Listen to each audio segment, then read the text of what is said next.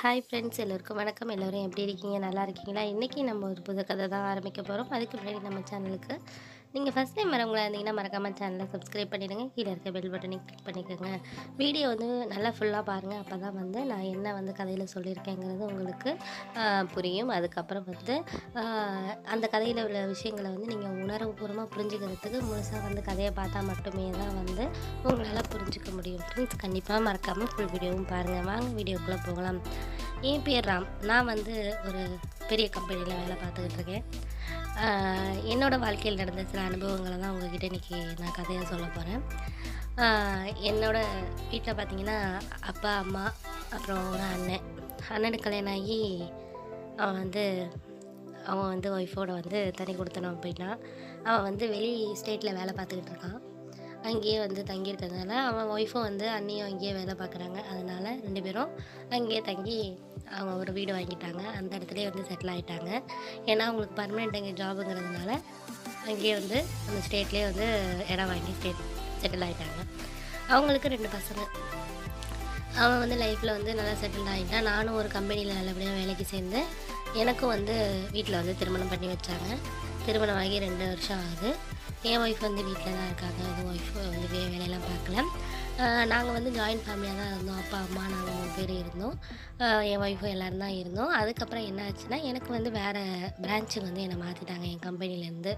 அதுக்கும் எங்கள் வீட்டுக்கு வந்துட்டு போகிறதுக்கும் ரொம்ப தொலைவாக இருக்கிறதுனால ரொம்ப கஷ்டமாக இருந்துச்சு. ஒரு 2 மாதம் வரைக்கும் அப்படி தான் போயிட்டு வந்துகிட்டு இருந்தேன். ஆனால் வந்து ரொம்ப லேட் நைட் வர்றது, அப்புறம் வந்து சாப்பிடாம போகிறது, இந்த மாதிரி நிறைய இதாகி எனக்கு உடம்பு முடியாமல் போயிடுச்சு. சரி, அம்மா என்ன சொன்னாங்கன்னா, ஒன்றும் பிரச்சனை இல்லைடா, நீ வந்து இப்படி அலையிறதுன்னு உன்னோட வேலைன்னு கேட்டபோது நீ ஒழுங்காக வந்து வேலை பார்க்க முடியாது, அதனால் நான் சொல்கிறத கேளு நீ அப்படின்னு சொன்னாங்க. அப்புறம் எங்கள் அம்மா என்ன சொன்னாங்கன்னா, நீ வந்து உன்னோட ஒய்ஃப் அழைச்சிட்டு உன் கம்பெனிக்கு பக்கத்துலேயே ஒரு வீடு பார்த்துக்கோ, அதான் ரொம்ப நல்லது அப்படிங்கிற மாதிரி சொன்னாங்க. சொன்னதுக்கப்புறம் எனக்கு வந்து சரி அதுவும் ஓகே தான் அப்படிங்கிற மாதிரி இருந்துச்சு. இன்னொன்று என்னென்னா, மனசுக்குள்ளே அண்ணனும் வந்து அம்மா அப்பா வந்து தனியாக விட்டுட்டு போன மாதிரி இருந்துச்சு. நம்மளும் வந்து போயிட்டா அவங்க கொஞ்சம் கஷ்டப்படுவாங்க அப்படிங்கிற மாதிரி இருந்துச்சு. அம்மாவே சொல்கிறதுனால நம்ம போய் தான் ஆகணும், ஏன்னா வேலை இருந்தால் தான் நம்மளுக்கு வந்து லைஃப்பில் அடுத்த கட்டத்தில் போக முடியும் அப்படிங்கிறதுனால அப்புறம் நான் என் ஒய்ஃப் அழைச்சிட்டு என் கம்பெனிக்கு பக்கத்துலேயே ஒரு 10 மினிட்ஸ் போகிற மாதிரி இருக்கிற ஒரு வீடை வந்து எடுத்தேன். இங்கே வந்து என் ஒய்ஃப் மட்டும் இருந்தாங்க. அம்மாவும் அடிக்கடி வந்து வாரத்தில் ஒரு 2 நாள் அப்படி தங்கிட்டு அவளுக்கு கொஞ்சம் துணையாக இருக்கும்ட்டு இருந்துட்டு போனாங்க. அப்படி தான் போயிட்டு இருந்துச்சு என்னோடய லைஃபு. என் ஒய்ஃப் என்ன சொன்னான்னா, எனக்கு வீட்டில் இருக்கிறதுக்கே ஒரு மாதிரி இருக்குங்க, நான் ஏதாச்சும் டைலரிங் கிளாஸ் இந்த மாதிரி போகிறேன் அப்படிங்கிற மாதிரி சொன்னால், சரி பக்கத்துலேயே ஏதாச்சும் யாராச்சும் சொல்லிக் கொடுத்தா பாரு அப்படிங்கிற மாதிரி சொல்லியிருந்தேன்.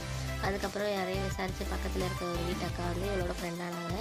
அவங்க வந்து இவளுக்கு சொல்லியிருக்காங்க, இந்த மாதிரி இடத்துல சொல்லிக் கொடுக்குறாங்கன்றதுனால அவள் போய் இங்கே விசாரிச்சுட்டு வந்து என்கிட்ட சொன்னான், இது மாதிரி போகிறேன் அப்படின்னு சொல்லிட்டு. சரி நீ போ, ஏன்னா வீட்டிலே இருக்கிறதுனால உனக்கும் ஸ்ட்ரெஸ்ஸாக இருக்கும், வீட்டில் தனியாக இருக்கிறது அப்படின்னு ஏதாச்சும் அம்மா அப்பா எல்லோரும் இருந்தாங்க, இப்போ தனியாக இருக்கிறது கொஞ்சம் கஷ்டமாக இருக்கும் அப்படிங்கிற மாதிரி சொல்லியிருந்தேன். சரின்ட்டு அவளும் வந்து நான் போகிறேன்னு சொல்லிவிட்டு அவள் வந்து என்னை ஆஃபீஸ் கிளப்பி விட்டு ஒரு 2 ஹவர்ஸ் வந்து அந்த கிளாஸ்க்கு போயிட்டு வந்து அந்த மிஷின்லாம் வாங்கி போட்டு கொஞ்சம் வந்து தைச்சிக்கிட்டு இருந்தான். எங்கள் அம்மாவுக்குலாம் எல்லாமே தைச்சி கொடுத்தா ரொம்ப நல்லா இருக்குன்னே சொன்னாங்க. இப்படி எங்கள் லைஃப் போயிட்டு இருந்த நேரத்தில் என்னோடய ஒய்ஃபுக்கு பார்த்திங்கன்னா ஒரே ஒரு அக்கா. ஒய்ஃபுக்கு வந்து அப்பா கிடையாது, அம்மா மட்டும்தான். அவங்க எப்படின்னா, அவங்களோட பொண்ணு வீட்லேயே தான் இருந்தாங்க, பெரிய பொண்ணு வீட்லேயே தான் இருந்தாங்க. அவங்கள கல்யாணம் பண்ணி கொடுத்து 5 இயர்ஸ்க்கு மேலே ஆகுது. அவங்களுக்கு ஒரு குழந்தை இருக்குது. அந்த குழந்தைய பார்த்துட்டு இங்கே தான் இருந்தாங்க. இப்போ என்ன ஆச்சுன்னா, அவங்களோட மாமியாருக்கும் என் மாமியாருக்கும் வந்து சண்டை வந்துடுச்சு. அதாவது அவங்க பெரிய பொண்ணு மாமியாருக்கும் அவங்க மாமியாருக்கும் வந்து 2 பேருக்கும் சம்மந்திங்க 2 பேருக்கும் சண்டை வந்ததுனால என்ன ஆச்சுன்னா, அவங்க கோச்சிக்கிட்டு வந்து என் வீட்டுக்கு வர்ற மாதிரி சொல்லிட்டாங்க. இது மாதிரி நான் கிளம்பி வர போகிறேன் அப்படிங்கிற மாதிரி என் ஒய்ஃபுக்கு ஃபோன் அடித்து சொன்னாங்க.